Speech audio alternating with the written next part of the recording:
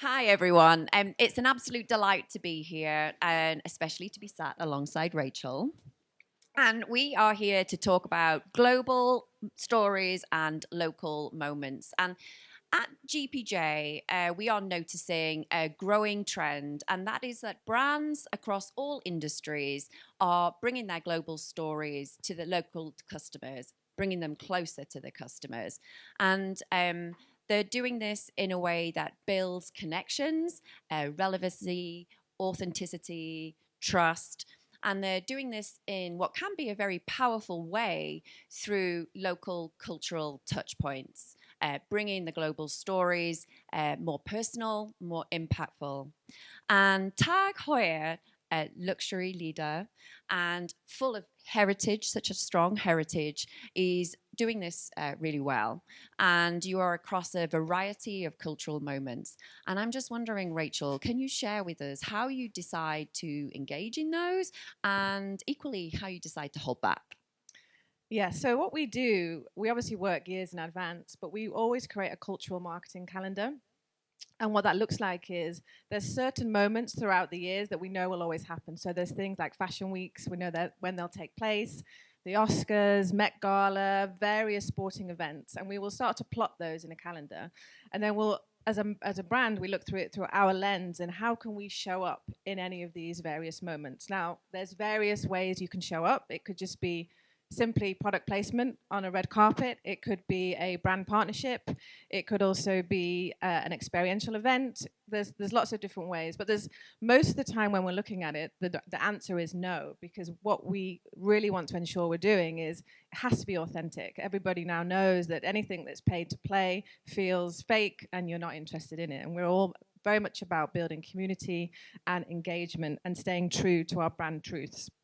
So we do this exercise, and it's quite a long exercise. It's also quite an interesting one because everyone has different opinions, as you can imagine. And then you look at this globally, and then locally, everyone has potentially other moments that's culturally relevant for them where they think they can show up. So it's quite a big, long exercise, but it's really interesting. And for us, 2025 has been very interesting because we are, as Tag Heuer, we are now the official timekeeper of F1. And we have part of the LVMH deal is that we are going to be official timekeeper for the next 10 years. So it's a big deal, and it's a big one. So we've been working on this for quite some time behind the scenes, as you can imagine. And with that, it makes that exercise easier. So you're looking at, you know when the races are going to be, you know which ones are the big ones, you know where the eyeballs are going to be. So that makes that exercise a little bit easier. We know how much branding we'll be able to see across the races and also on TV. So that's already a big tick box. We don't have to worry about that. But actually, the most important thing for us is how do we bring it to life? Gone are the days of when you just put your logo somewhere and say, great, we're getting so much awareness from this. We want to bring it to life. And that's down to each local market to decide what they want to do. So we knew that this year is also the 75th anniversary of F1. So we knew there was going to be a big kickoff event in London in February this year. So we that wanted to have a presence there. We wanted to do something that cut through the noise, because when the F1 circus is in town, there's so much noise. How do you cut through? And so we decided to create, through the eyes of media, we wanted to create some content which we use media in this way as our creative canvas. Media can sometimes, particularly offline media, can be seen as quite undynamic, but we chose various pillars within media and touch points in media to create something quite special. And that allowed us to cut through the noise and achieve some brilliant results with a piece of content. What were the results of that? And we're going to say a video, aren't we, as well, of that? Maybe show the video first. Shall we show the video first? And okay, then it'll cool. Let's do that. Being an experiential, seeing the mural like that, and then seeing it come to life with your projection really excites me. Tell me about the media innovation and touch points to that campaign.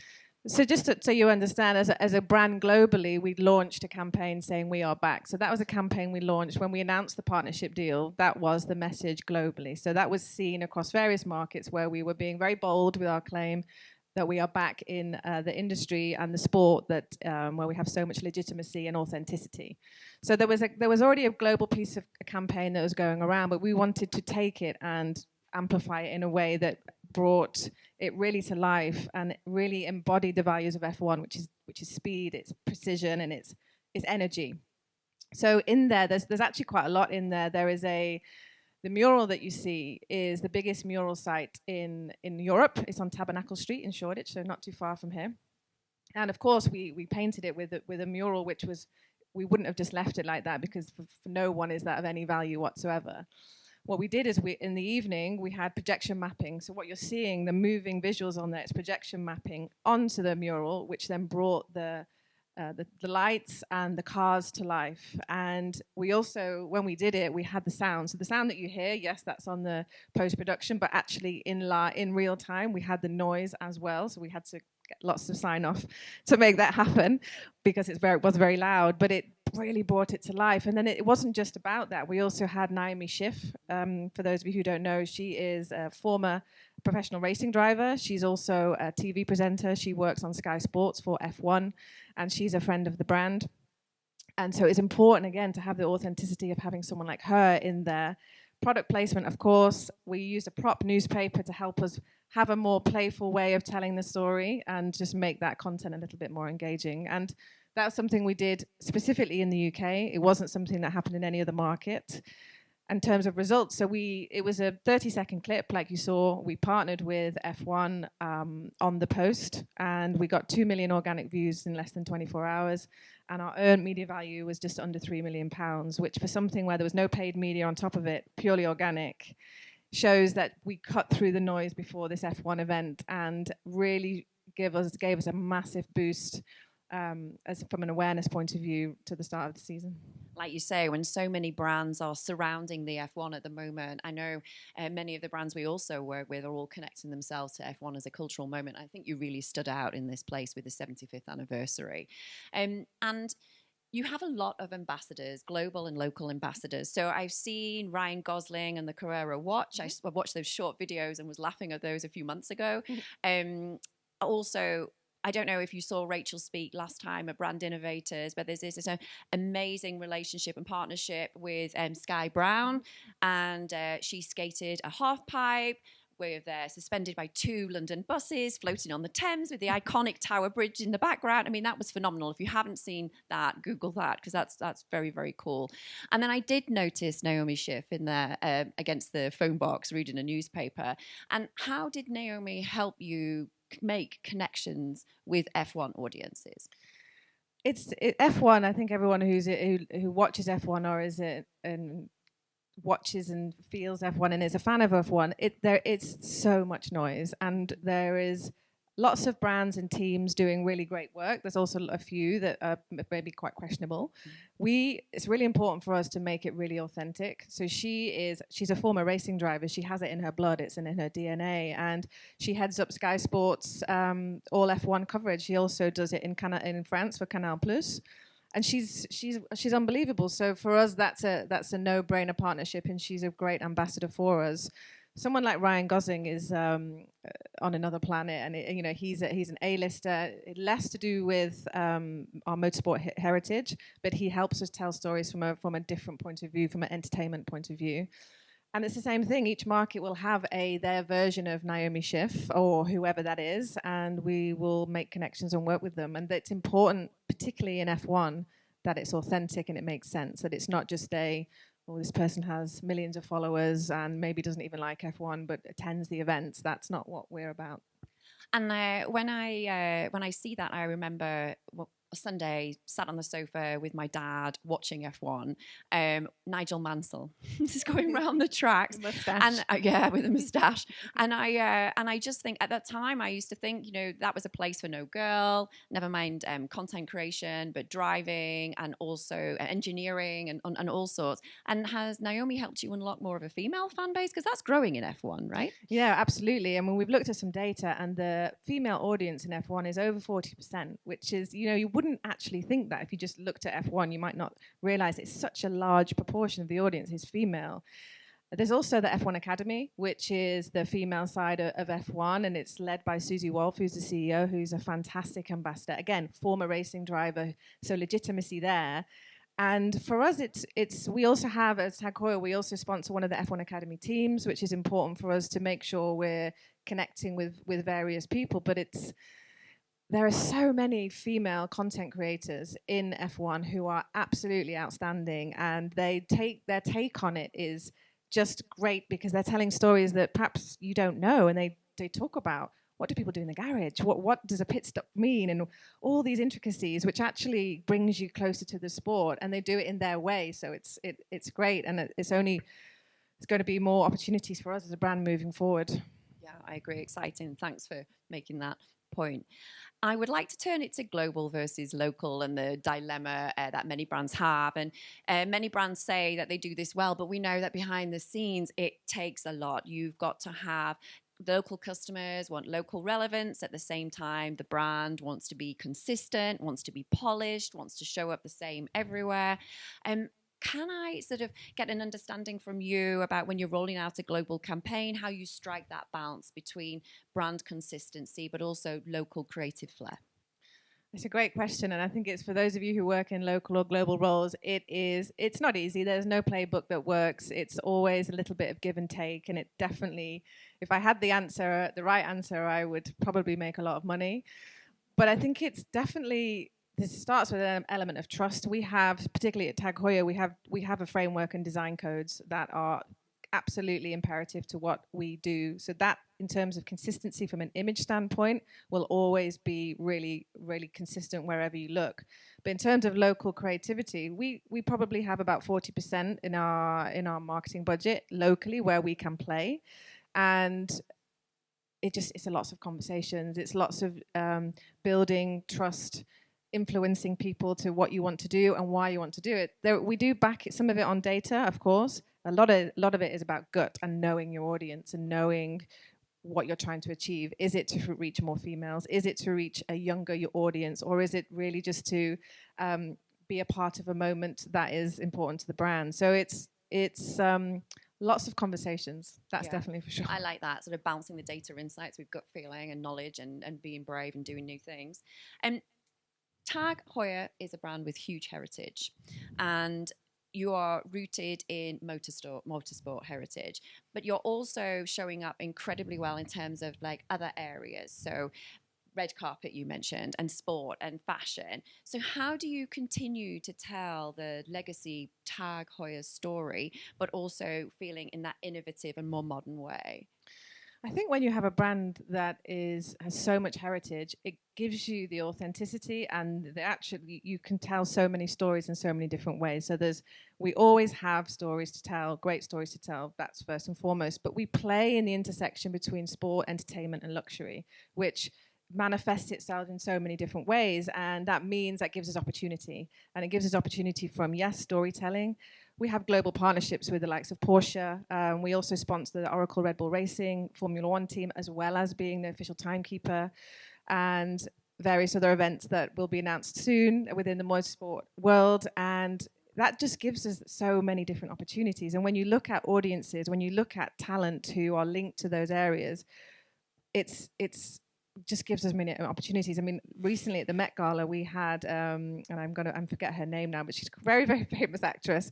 She wore one of our vintage timepieces, and it was a piece from 1928, and it was a pocket watch. And then when you've got this museum of archive of these unbelievable products that are that old, and we're bringing them now forward, and people are wearing them on the red carpet, it's really interesting. And we want to make sure that we're moving the brand forward, but we don't want to move it off. I love that idea, because there's a retro trend, isn't there, at the moment? So I can imagine those type of timepieces being really fashionable. And how do you keep the messaging consistent across all those different various ways of showing up? Same thing. We have in our tone of voice and what we want to do. It's all about the codes within that we talk about as a brand, and that's our playbook. But because it's quite broad, we can play in different ways. So when we did a campaign with Ryan Gosling, we did a mini movie with him, which was it was humorous. And you wouldn't necessarily think that Tag Heuer is a humorous brand, because it's just about precision, it's about timekeeping, it's dynamic. But this brought another layer onto it, and it worked. So each opportunity gives us the ability to do different things. Yeah, and I felt the same thing when I watched it. It was very humorous, and I associated it with your brand, and I saw a different way, a different version of yourself. And how do you keep and foster innovation within your marketing team? That's a great question. I think we're always looking across every single industry. We don't just look within the luxury industry. We don't necessarily even look at our competitors in the luxury watch space. We just look at who's doing good work and why. And we study marketing, and that's what we all should be doing, because that's how we all improve and innovate and do better. So, we'll do, specifically my team, each month we will come together and we'll show and tell what we've seen and why it works. So there will be things from fashion, from tech, from all different industries, and we just make sure that is feeding us, fueling us. So when we do our brainstorms, that helps. And then we have various agencies, our media agency, which are obviously very in tune with what's happening from a media standpoint, and that will give us a sort of a compass as to where we want to play. And staying curious. Yeah, absolutely. Yeah. And then what's the most valuable lesson you've learned, Rachel, about building a connection in this digital age with like a local audience? It's a great question. I think with luxury and the way we operate with our clients, it's extremely personal, and we have absolute one-on-one relationships with our clients. And so it's, yes, how we communicate with them is digital, and there's a media piece that's important to that. But actually, from a luxury standpoint, through a luxury lens, it's slightly different. So we have very much these relationships with our clients, and it's interesting in listening to the last conversation, but it's more about in real life. So what we do is we create events and moments where we bring these people to money can't buy events, and we build relationships that way, because it's really about the detail with luxury. It's really about knowing your clients and thinking 3-4 steps ahead of what they're doing with their day and where we can show up and help them. So hyper-personalization. Absolutely. Yeah, making sure that you're really personalizing everything for them, which is a big trend that we're also seeing. Thank you for your insights. It's been really useful. It just demonstrates to me that it's very powerful when a brand leans into local cultural moments and gets the messages and closer connections with the local audience. And I hope we've been able to share with you a few insights on how to make a global campaign more meaningful.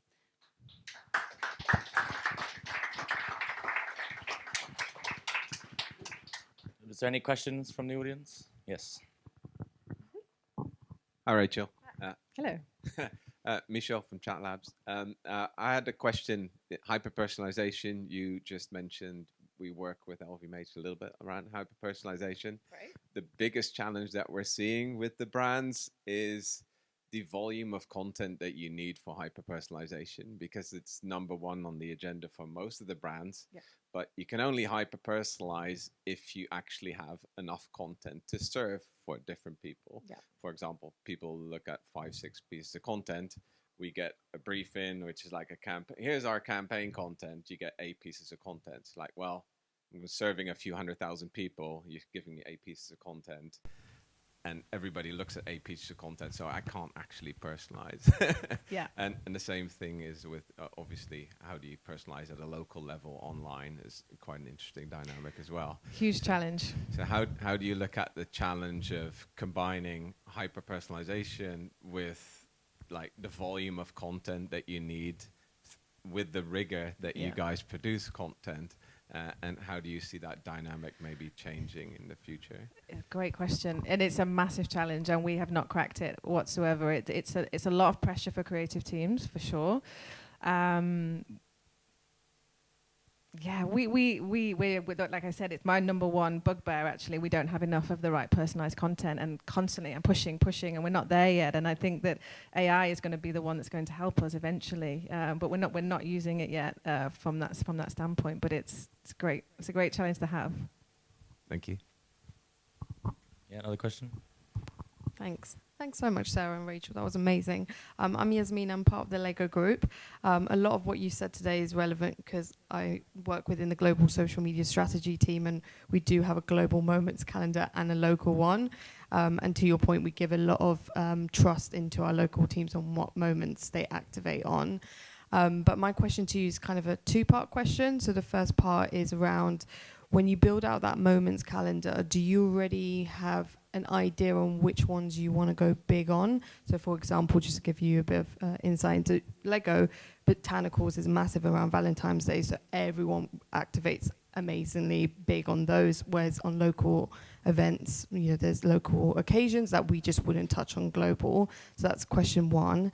And then the second part of the question was, do you lean into shopper moments as well? So a lot of brands are saying Easter, Valentine's, Christmas, those are the ones where you can have big wins. But as a luxury brand, I just wanted to get a bit of insight on how you lean into those bigger shopper moments as well. Great question. Okay, question one, let me remember what you said. When we are plotting the global and local calendars, of course, it's easier now with F1 because we really now know which ones we're definitely going to go big and play in.